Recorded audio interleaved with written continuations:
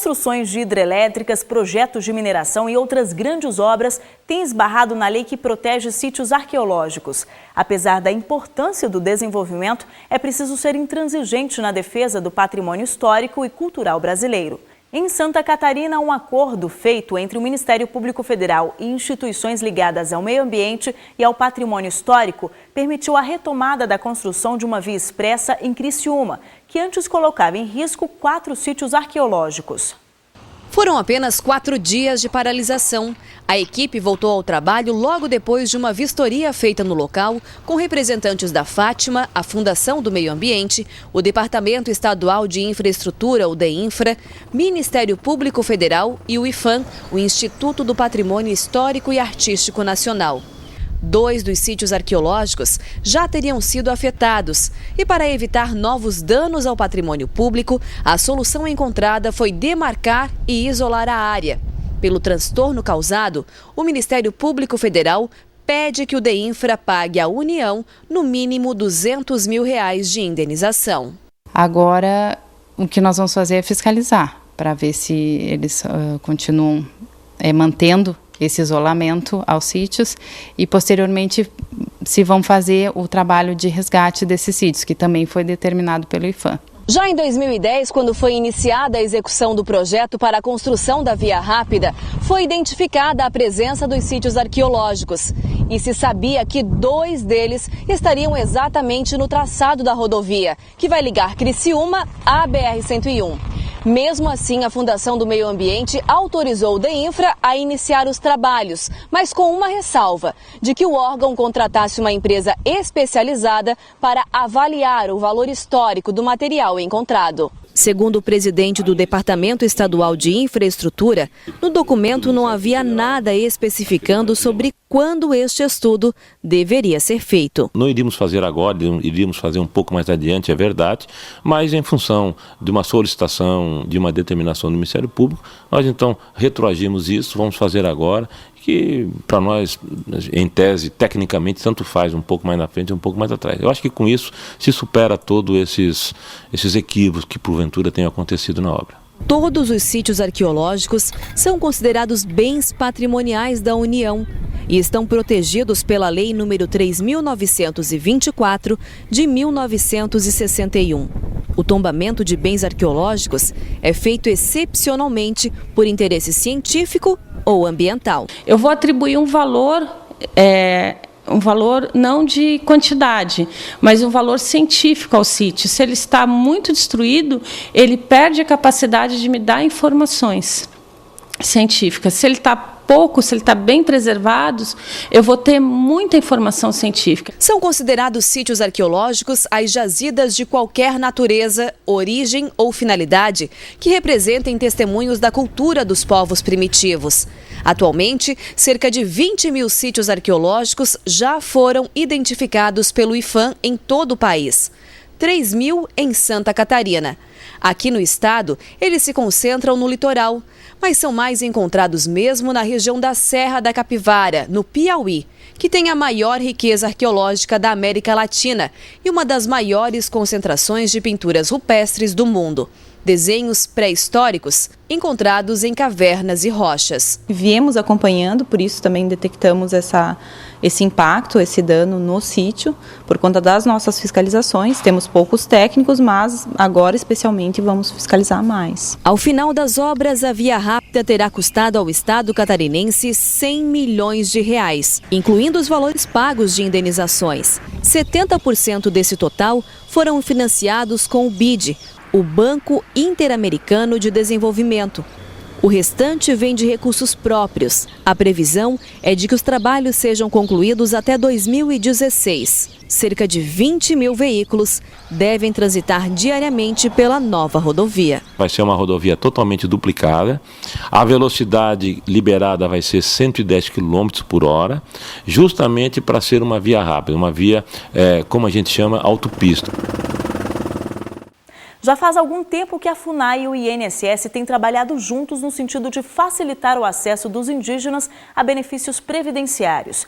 A demanda por salário maternidade, auxílio-doença e aposentadoria tem aumentado, mas ainda é preciso remover alguns obstáculos. Em Rondônia, o Ministério Público Federal considerou discriminatória a rotina que estava dificultando a concessão de benefícios aos índios que não moram em aldeias. Adriana tem 30 anos e é mãe de 3 filhos. De origem indígena da etnia dos Caçupá de Rondônia, ela vive da venda de artesanato. Deixou a aldeia, localizada a cerca de 10 quilômetros do centro urbano da capital Porto Velho, ainda muito jovem, e hoje mora num bairro do setor leste da cidade. Nas 3 gestações, Adriana enfrentou dificuldades financeiras. Sem profissão e outra fonte de renda, recorreu ao INSS para pedir o auxílio maternidade, mas não obteve sucesso. Alegou que foi discriminada. Teve todos os pedidos negados por não morar mais na aldeia dos Caçupá. Não é porque a gente deixa de morar na aldeia, porque a gente nunca teve aldeia, né? Na verdade, a culpa não foi nossa, né? Não foi da gente. A gente já nasceu na cidade, mas mesmo na cidade a gente sempre soube e sempre se considerou indígena, né? Não porque nós não estávamos na aldeia, mas a gente sempre soube que nós éramos descendentes de indígenas. E aí que a gente precisava mesmo, né? Porque na cidade é mais difícil viver, né? A gente já tem discriminação das pessoas, né? Como eu sempre tive quando eu era criança, aí a gente cresce e mesmo assim ainda tem discriminação ainda.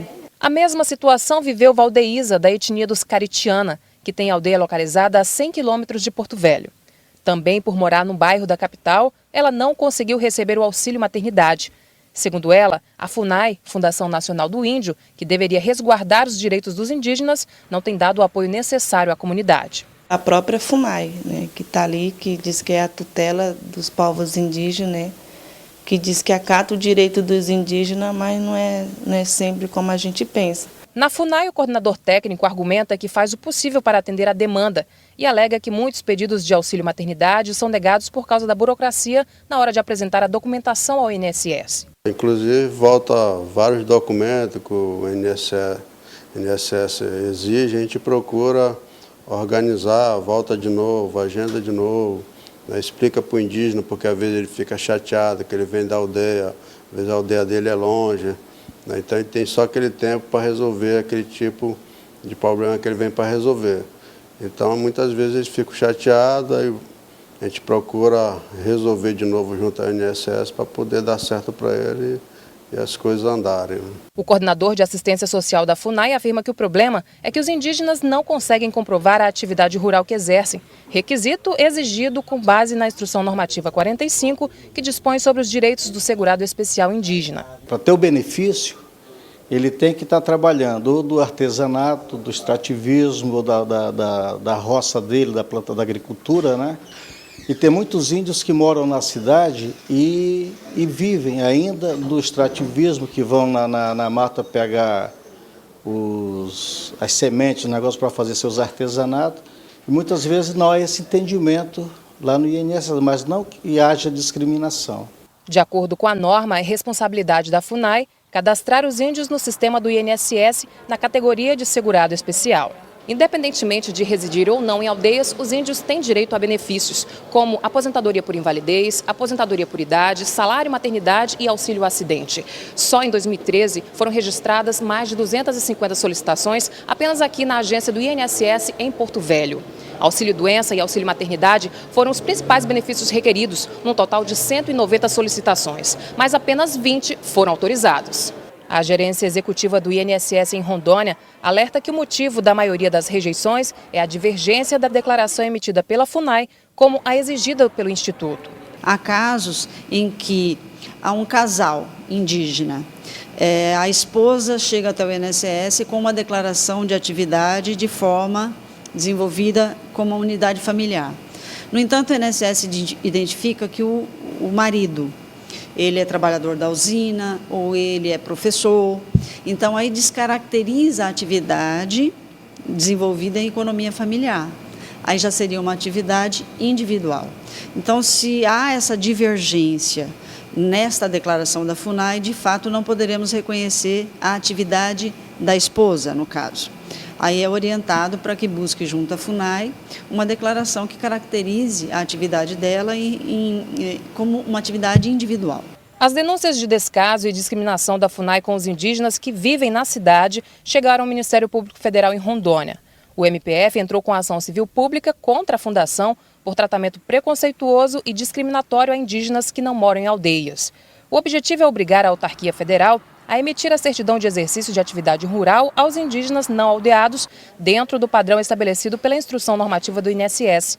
E caso negue a certidão, elabore parecer conclusivo sobre os motivos. Para não haver essa discriminação, é necessário que antes de indeferir ou emitir uma certidão equivocada, que não está nos padrões da portaria do INSS, é necessário que a FUNAI, e aí é o nosso pedido na ação civil pública, faça uma diligência, uma pesquisa, para saber se efetivamente quais são as atividades desenvolvidas pelo indígena. Por exemplo, um indígena que habita nas proximidades dos centros urbanos, se ele desenvolver atividade de artesanato com extrativismo vegetal, ele faz jus ao benefício, independentemente de morar numa aldeia no meio da floresta ou não. Então, é isso que a FUNAI tem que verificar, e não verificar se ele mora na aldeia X ou no centro urbano. Além de emitir a certidão aos indígenas, o MPF quer que a FUNAI faça um levantamento mais aprofundado de todos os indígenas atendidos pela regional, para garantir os direitos das comunidades às políticas públicas.